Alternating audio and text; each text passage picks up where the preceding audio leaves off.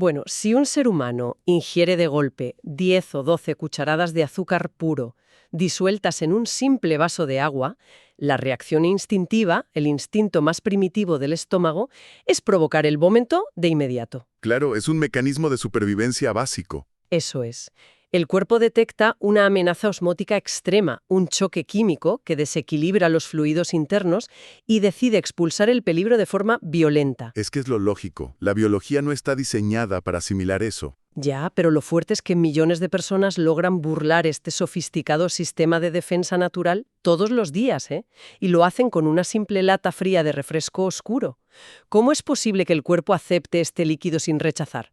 Pues porque el cóctel químico que hay dentro de esa lata está diseñado milimétricamente para anestesiar el sistema digestivo. Tal cual. Así que bienvenidos al podcast O meu Desenvolvimiento en Español.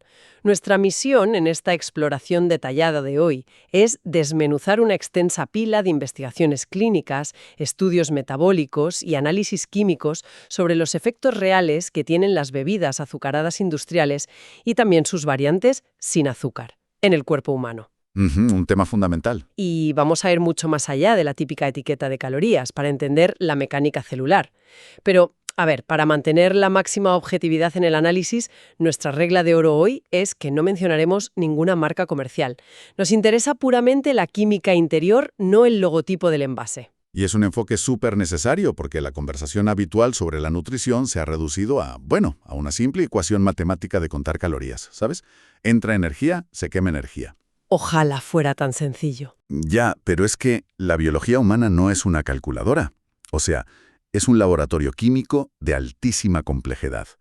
Lo que ocurre cuando este famoso refresco negro entra en el organismo es un hackeo en toda regla, de sistemas evolutivos que han tardado millones de años en perfeccionarse. Ese concepto de hackeo biológico me parece fascinante. Para entender la magnitud de este impacto, propongo que analicemos la cronología exacta. Quiero decir, ¿qué ocurre física y químicamente en el cuerpo desde el segundo cero en el que ese líquido oscuro y burbujeante toca la lengua? Porque los datos clínicos describen el primer trago como una especie de caballo de Troya. Pues a ver, la infiltración comienza directamente en la boca. Físicamente, el líquido tiene una acidez tan extrema que actúa casi como papel de lija microscópico sobre los dientes. ¡Madre mía! ¿Papel de lija? Literalmente. El esmalte dental sufre un ataque corrosivo inmediato debido al ácido fosfórico presente en la fórmula industrial. Pero ojo, el cerebro no registra dolor ni activa ninguna alarma. ¿Y por qué no? Porque la respuesta neurológica paralela es una liberación masiva, muy violenta, de dopamina en el núcleo accumbens, que es el centro de recompensa del cerebro.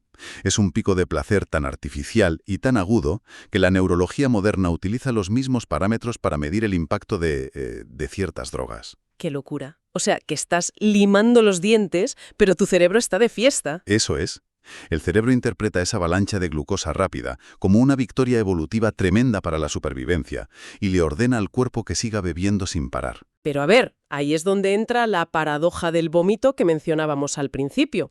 Si el cerebro está celebrando la llegada del azúcar, el estómago debería estar entrando en pánico total por la densidad del líquido.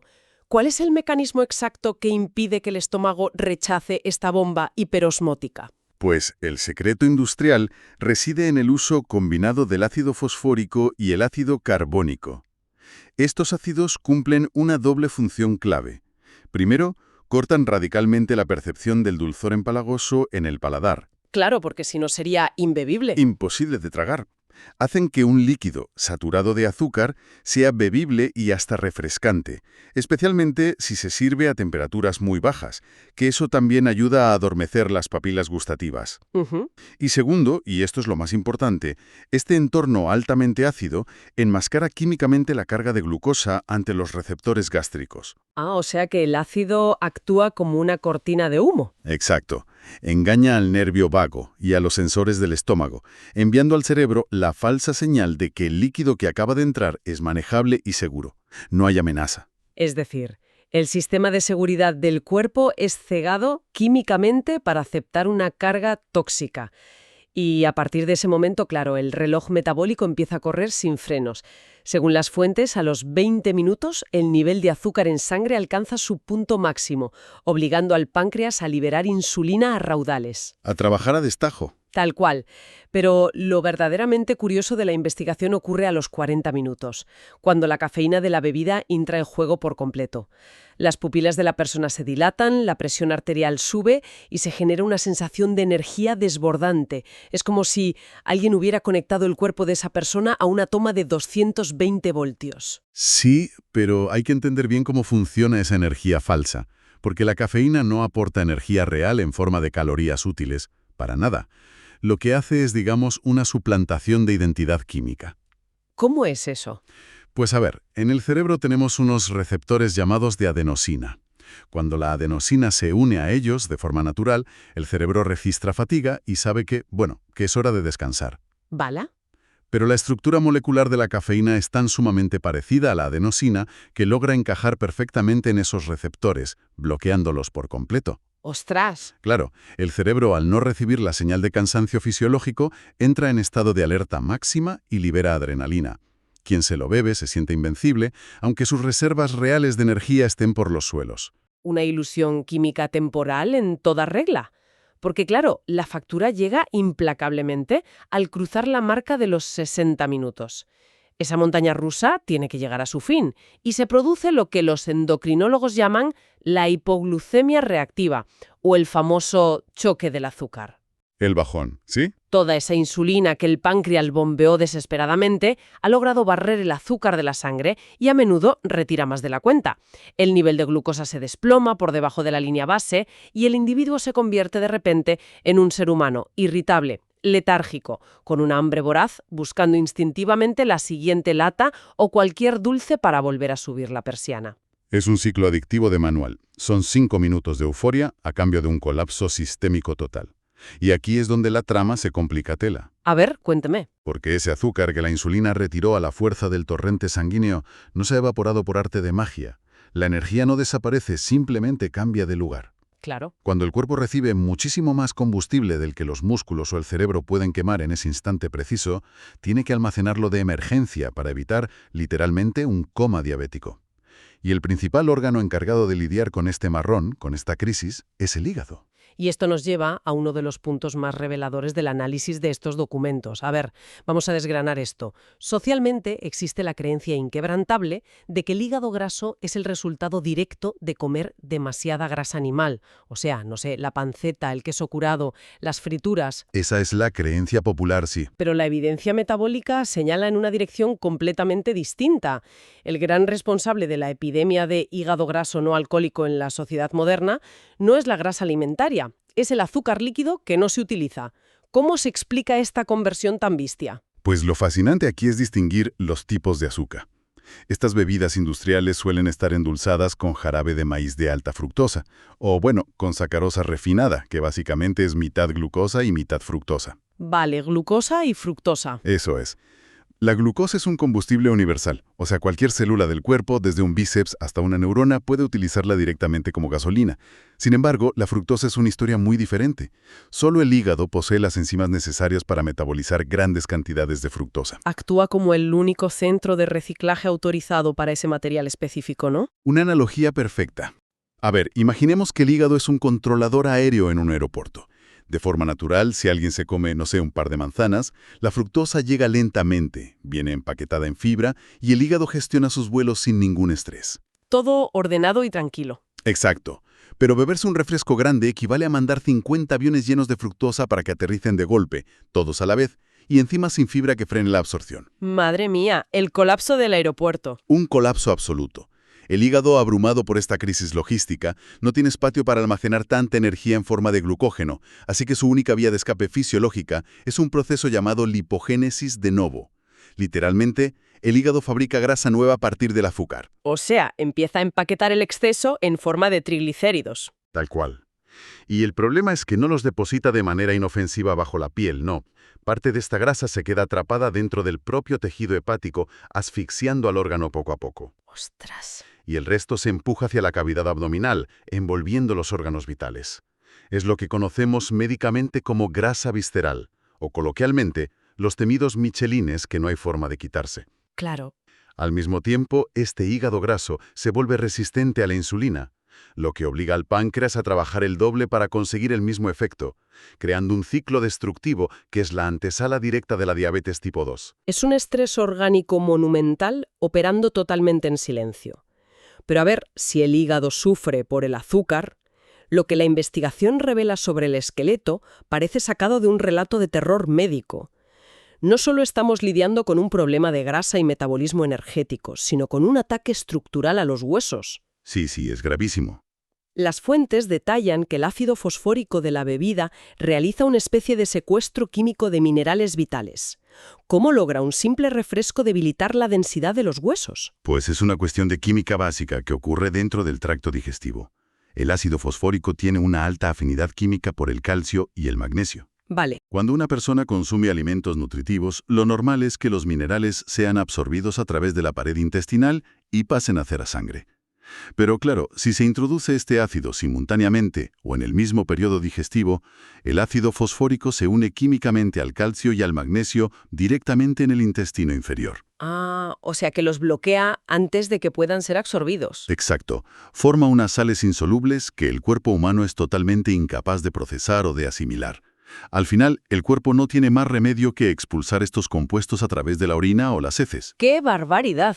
Los minerales que por derecho debían ir a fortalecer la matriz ósea, a mantener los dientes fuertes o a facilitar las contracciones de los músculos, terminan literalmente en el inodoro. Básicamente, las fuentes dicen que el consumidor está orinando los cimientos de su propio esqueleto para obtener 5 minutos de dopamina y energía falsa. 50 años de huesos de cristal por un rato de subidón artificial. Es un precio altísimo. A largo plazo el resultado es una desmineralización silenciosa, abriendo la puerta de par en par a una osteoporosis prematura. Totalmente. Y esto nos lleva inevitablemente a examinar la naturaleza física de este líquido. Aquí es donde se pone realmente interesante, porque si esta bebida tiene la capacidad de secuestrar minerales pesados y corroer el esmalte dental en segundos, ¿cuál es su nivel real de acidez? En las fuentes se mencionan usos domésticos alucinantes. Sí, los trucos caseros. Hablan de usarlo para desatascar tuberías, limpiar la grasa negra incrustada en los motores o en las cocinas, esa que ni los quitagrasas más fuertes pueden eliminar, y hasta para sacar brillo a los metales oxidados. La reflexión es obligada. Si derrite la grasa industrial de una cocina, ¿qué demonios le hace al entorno de nuestras células? Pues aquí entramos de lleno en el territorio del pH, que es, para entendernos, la medida de acidez o alcalinidad de una sustancia. La escala del pH es logarítmica, lo que significa que cada punto que bajas representa una acidez 10 veces mayor. Vale. Para ponerlo en perspectiva, el agua pura y de calidad tiene un pH que ronda el 8,36, ¿vale? Es ligeramente alcalina, que es un entorno ideal y pacífico para la biología celular. Pues los experimentos químicos muestran que si a un vaso entero de esa agua pura se le añade tan solo la cantidad equivalente a un tapón de este refresco oscuro, un solo tapón. ¿Solo un tapón? Sí. El pH de todo el vaso se desploma drásticamente hasta el 2,40. ¡Madre mía! Un solo tapón es suficiente para destruir la alcalinidad de todo un vaso de agua. Y me imagino que diluirlo bebiendo más agua después no soluciona el problema de raíz, ¿no? ¿Qué va? La fórmula industrial posee lo que en química llamamos una enorme capacidad tampón. Esto significa que el líquido es increíblemente resistente al cambio. Puedes añadir litros y litros de agua a ese vaso contaminado y el líquido va a seguir siendo obstinadamente ácido. ¡Ostras! Tiene una capacidad intrínseca brutal para mantener ese estado destructivo. Pero a ver, un momento. Hay que hacer de abogado del diablo aquí. Porque surge un debate muy común y muy comprensible. El zumo de limón también es extremadamente ácido, ¿verdad? Sí, claro, muchísimo. Entonces, ¿por qué en todos los foros de salud la gente dice que el agua con limón es buenísima, pero el ácido de este refresco se describe como un veneno celular? Esa es probablemente la confusión más extendida en toda la nutrición moderna. Y la respuesta está en cómo el cuerpo humano metaboliza compuestos diferentes. El ácido cítrico de un limón es un ácido orgánico, es un elemento natural con el que la evolución nos ha enseñado a lidiar durante milenios. Vale, ¿tiene sentido? Cuando el cuerpo digiere y metaboliza el zumo de limón, consigue extraer minerales valiosos como el potasio, el magnesio y el calcio, que vienen de forma natural en la propia fruta. Y el resultado final, lo que los científicos llamamos la ceniza metabólica que queda en el cuerpo después de todo el proceso de digestión, es en realidad alcalinizante. Entiendo. O sea que el cuerpo tiene las herramientas para invertir la polaridad de ese ácido natural y aprovecharlo.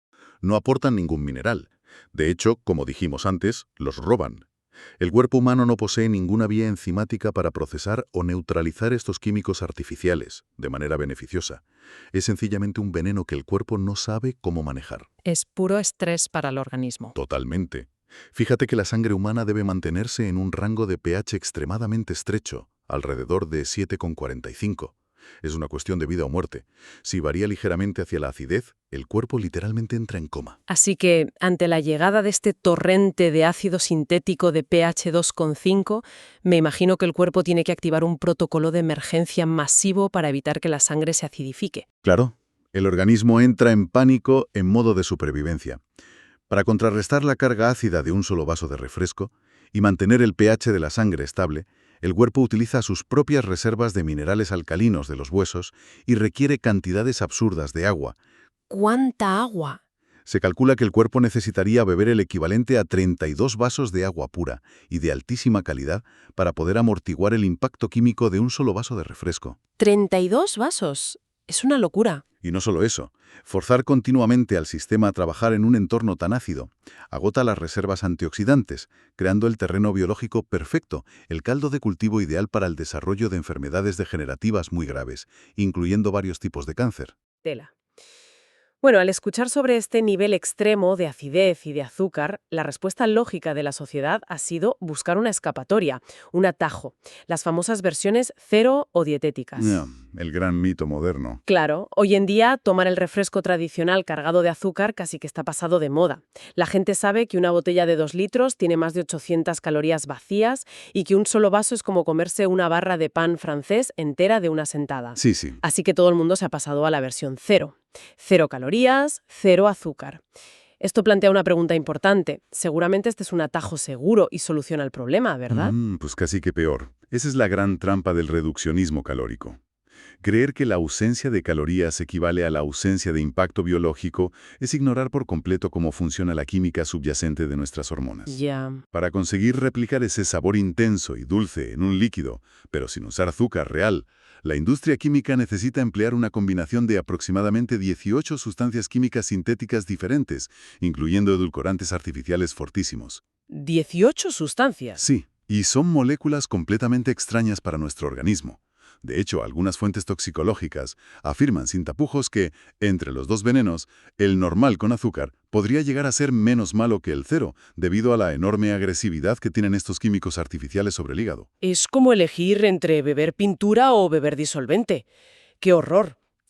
Pero además, las personas buscan estas bebidas buscando resultados rápidos para la composición corporal, basándose solo en las calorías. ¿Cómo es posible que una bebida sin una sola caloría empeore la relación entre músculo y grasa? Pues el mecanismo fisiológico se llama respuesta cefálica a la insulina. Verás, la digestión no empieza en el estómago, empieza en la lengua y en el cerebro. Vale. Cuando los receptores gustativos de tu lengua detectan un sabor que es cientos de veces más dulce que el azúcar natural, el nervio vago envía un telegrama urgente al cerebro diciendo: prepárate, viene una carga masiva de energía, nutrientes a tope. Claro, por el sabor dulce. Eso es. El cerebro, muy obediente, manda una orden inmediata al páncreas para que bombee insulina a la sangre y prepara todas a las células para recibir ese aluvión de azúcar. Y la insulina es, digamos, la llave que abre las puertas de las células, retirando el azúcar que ya estaba circulando en la sangre para hacer espacio al nuevo cargamento, ¿no? Exactamente. Pero aquí viene la trampa. El nuevo cargamento nunca llega. Es un engaño fantasma. Al no recibir nada de energía real, la insulina que ya está circulando retira el poco azúcar basal que tenías en la sangre, provocando una caída brusca, una hipoglucemia artificial. ¡Ostras! El cerebro detecta esta bajada de glucosa, entra en pánico pensando que el cuerpo se está muriendo de inanición y detona una señal de alarma brutal. ¿El resultado? Un hambre voraz, irracional y casi incontrolable, dirigida específicamente a buscar carbohidratos simples. O sea, se genera un ciclo de ansiedad alimentaria inagotable. La persona se bebe el refresco cero para no engordar, pero un par de horas después la biología le obliga a devorar una bolsa de patatas fritas porque se está muriendo de hambre. Tal cual, drenando la vitalidad de la persona por completo. Además de que el paladar queda completamente adormecido. A ver, el ser humano es súper adaptativo. Si a alguien no le gusta el sabor del refresco cero o le aburre beber agua natural y los tés sin endulzar le saben a rayos, no es un defecto genético, es simplemente que su paladar está profundamente contaminado. Totalmente hiperestimulado, ¿sí? Existen edulcorantes de fuentes naturales que no amargan, claro, pero el objetivo real debe ser desacostumbrar al paladar, volver a saborear la comida real. Es que es una desensibilización sensorial completa. El umbral del placer se eleva tanto por culpa de esos químicos que la nutrición verdadera deja de ser atractiva. Y mientras tanto, el hígado está ahí luchando por filtrar esas 18 sustancias extrañas. Entonces, ¿qué significa todo esto a gran escala? Porque más allá de las células y de contar calorías, esta dependencia constante tiene un impacto macroscópico tremendo en la vida diaria de las personas. Afecta a su rendimiento e incluso a sus bolsillos. Si conectamos esto con el panorama general, los análisis apuntan a un impacto socioeconómico enorme. Se normaliza, se fomenta una mentalidad de placer inmediato por encima de todo. Pan para hoy y hambre para mañana. Literalmente. La sociedad elige la gratificación instantánea a costa de alternativas baratas y saludables, como simplemente comer fruta entera a diario. Una biología sometida a picos y caídas constantes de energía, operando en un estado de emergencia ácida, genera a la larga un empobrecimiento real de la población. Claro, pérdida de dientes, destrucción de la salud, visitas al médico, caída en la productividad laboral por la niebla mental y la fatiga crónica. Es un drenaje de recursos a todos los niveles. Y hablando de reacciones físicas y volatilidad, hay un experimento clásico que ilustra visualmente esto y que me parece fascinante recordar. Todos hemos visto en Internet ese momento en el que alguien deja caer un par de caramelos de menta porosos dentro de una botella de este famoso refresco negro. El geyser de espuma es un clásico de las ferias de ciencias. Exacto. El resultado inmediato es una erupción violenta, un chorro que sale disparado a varios metros de altura. Esa explosión visual es física y química pura desatada. Ocurre por un proceso que se llama nucleación, pero amplificado al máximo por la mezcla de dos ácidos, el carbónico y el fosfórico, combinados con esa cantidad absurda de azúcar o edulcorante. La superficie porosa del caramelo rompe la tensión del líquido y libera el gas de forma explosiva. Es una demostración súper empírica.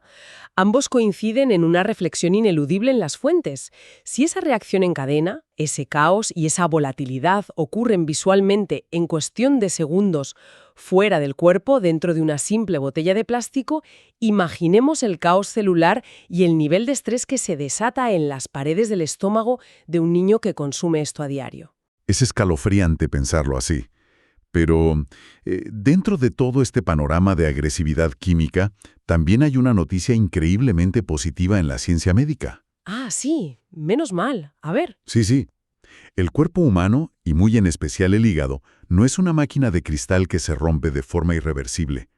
Tiene una capacidad de regeneración espectacular. O sea, ¿que es posible revertir el daño acumulado en un hígado graso? Totalmente. Los estudios demuestran que la grasa visceral, esa grasa de emergencia que decíamos, que fabrica el hígado, es metabólicamente muy activa.